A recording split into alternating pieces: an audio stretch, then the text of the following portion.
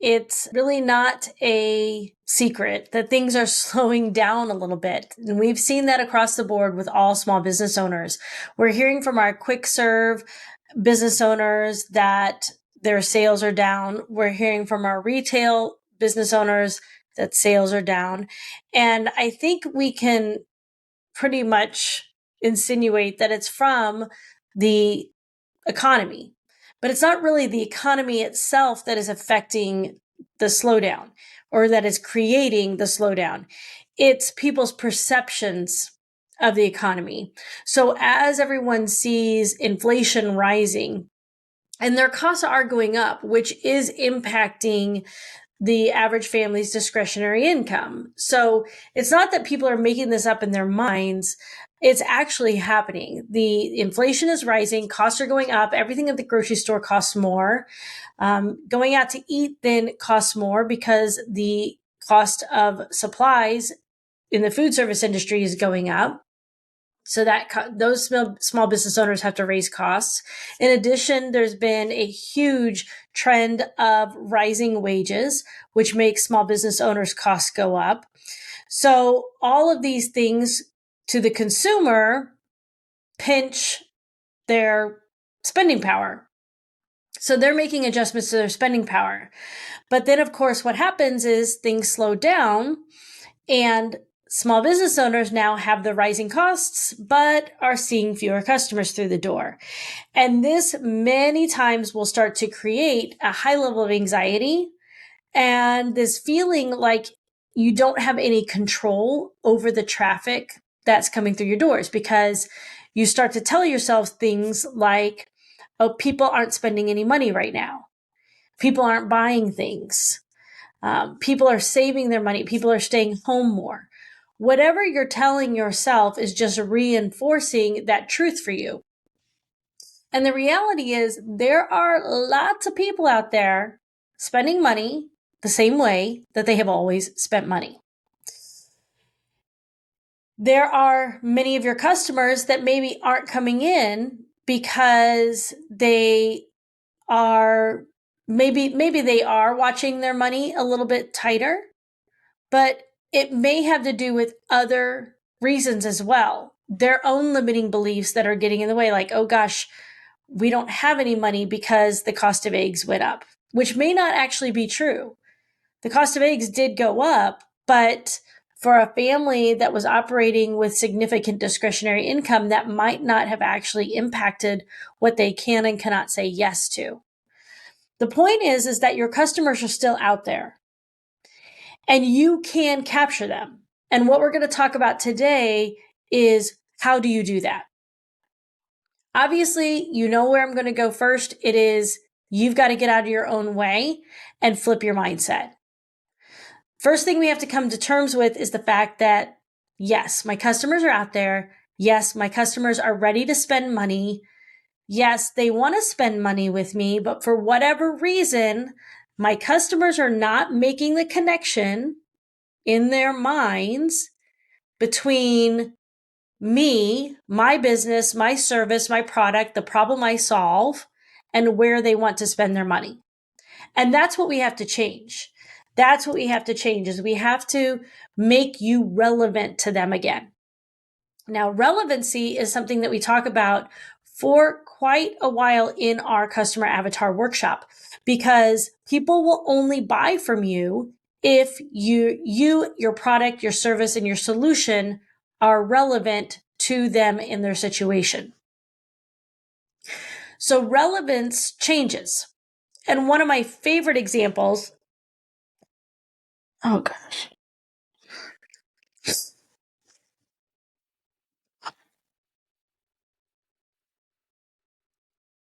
I wasn't going to make it through without itching my nose on that one. Whew. One of my favorite examples of relevancy comes with age. So think in terms of a toddler. A toddler may want a car, but what kind of car does a toddler want? They want the Barbie convertible electric, car that they can get in and zoom around the driveway in. Once that toddler becomes a preteen or even an elementary age, they may want something more like an ATV. Obviously, they might want a really big ATV, but as a parent, you may be unwilling to get them that, right? But their desires change because the relevance changed. A Barbie convertible is no longer relevant at 10 as it was at 3. Move to 16, they don't want the golf cart that helps them get around the neighborhood to their friends' houses. They want an actual car, right? And they may want a sports car because they want to impress their friends. So what's relevant to them at that point in time is a sports car. However, when they become a parent, or when they go off to college, maybe they don't want the beater that they could afford for $600. They're going to need something that's more reliable to travel to and from college. When they become a parent, then they need the minivan to put the kids inside. When they get rid of all the kids, maybe they go back to the sports car because now they're living their best middle-aged life. And then ultimately when they retire, maybe they want the RV. The point is that the desire is the same their entire lives. It's to have a mode of transportation, to have a car that represents who they feel that they are. But that type of car is based upon how relevant it is to that point in time in their lives. So what has happened right now with this big economic shift is that what is relevant to your customers has changed. And when we talk about relevancy, many times that is not, it is not that your product or service is irrelevant to them. Because if that's the case, then you can't recapture those customers. That's not the case. It's that the messaging that you were using to describe and explain your product and service to attract your customers, that messaging may no longer be relevant. Let's talk about an example of that. If you own a massage business and your messaging has always been around, you deserve to treat yourself. You need to relax. When you need a relaxing day, come see us. You need to take the stress away, right? Okay, well, if people are seeing it as a treat, if people are seeing it as something that they would splurge on, and now they're feeling like I can't splurge. Due to the economy, I need to be more mindful, more responsible with my dollars, which means I can't splurge. Then the messaging needs to change. And this may require you doing some additional research that you haven't had to do before. Maybe actually figuring out what the health benefits are of massage. Maybe learning how getting a massage once a month or once a week or twice a month or whatever the statistics would show actually saves money because it saves you from doctor's visits. Maybe it helps you prevent you by getting your lymph nodes massaged. Maybe you can prevent getting sick, or it shortens sickness. We're coming into that season where people, if they're still afraid of getting COVID. So if you can tie your product or service into a solution that is more relevant to them now than just taking a relaxing day or splurging on treating themselves, then you can become relevant to them again. The same customers, they already know you. They already like you. They already trust you. They're just not seeing the relevance of the product or service in their lives right now today. So you have to think about where are they at now and recreate or create the messaging that takes their position into account and reconnects your product or service to them in that fashion. This is why customer avatar profiles is so very important. And also why people who go through and do their customer avatar profiles and feel very accomplished in doing so and are using them to create all of your marketing and have been very successful in doing so, you can get blinders on thinking Well, it's out of my control. I have my customer avatar profiles, but they're not working anymore. Well, they're not working because they're not relevant anymore. So that means we need to go back and we need to say, all right, things have changed. The environment has changed. What's going on right now, and how does it change the psychological and emotional triggers that my customers are experiencing and that they will use to determine where they will shop and what they will buy? When you can break it down and you go back through those customer avatars and you figure that out, you switch up your messaging and bam, you now again are speaking to that person. Remember, the power of a customer avatar is being able to speak to your audience in the same way that they are speaking to themselves. It's being able to read their minds and regurgitate the internal monologue that they have been having over and over again and not telling anybody about. And somehow you know their innermost thoughts. You know those secrets that they're only saying to themselves. And when you can write that into your messaging and they recognize that, that's when they have an immediate attraction and kinship to you.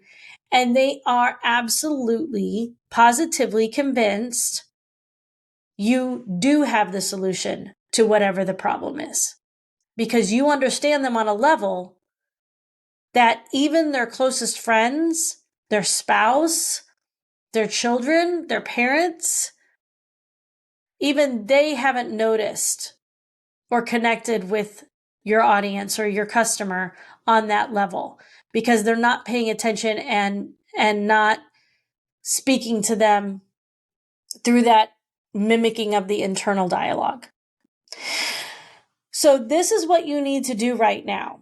Rather than allowing those limiting beliefs to take over, telling yourself, I have no control over this. The economy is the problem.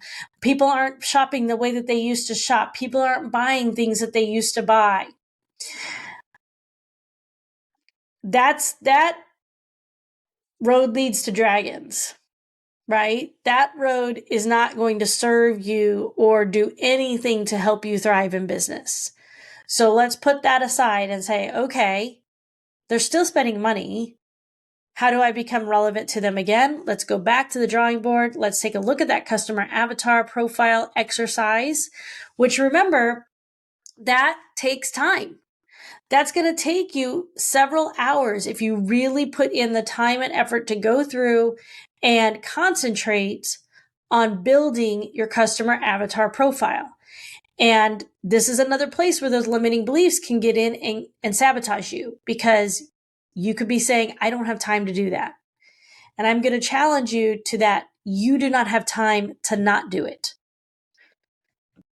If you can spend several hours in one day to knock out your customer avatars, change your messaging, and in the next 30 to 90 days, you see your funnel reopen and people coming through the door again at a frequency that makes your revenues go up, it's a no-brainer that you absolutely have time to do that. Would you agree?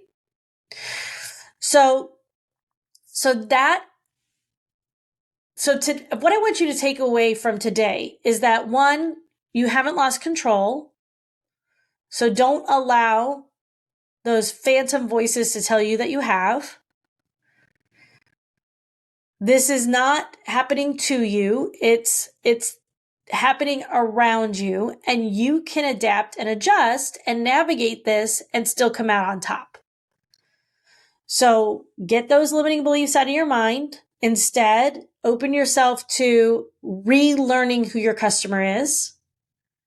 Use the customer avatar profile exercise in order to do that. And then craft the messaging that they will respond to. And if you don't know how to do any of this, or if you're feeling overwhelmed and you need help with it, well, that's what we're here for. And on November 3rd, we're going to be holding an in-person event. That entire day is going to be dedicated to crafting your marketing. and to help you really capture who your customer is now and what marketing efforts are going to speak to them.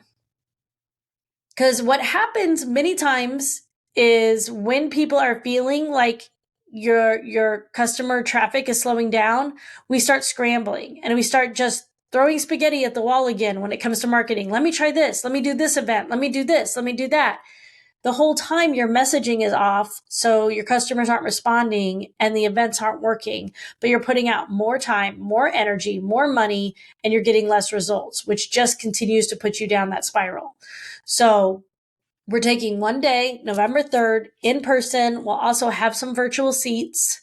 So if you can't attend in person, we're going to have some virtual seats, but we're going to go through and we're going to help you and hold your hand on figure your customer is at this moment in time, given everything that's going on in the world. And it's not just the economy. It's a lot of factors. I mean, there's a lot of political stresses going on right now. There are things happening all over the world that people are cognizant of how it may affect us 3, 4, 6 months down the road. And so all of those things come into play, and we have to explore all of them to figure out what weight is your customer carrying around and how do you speak to them when they have those types of things running around in their brains.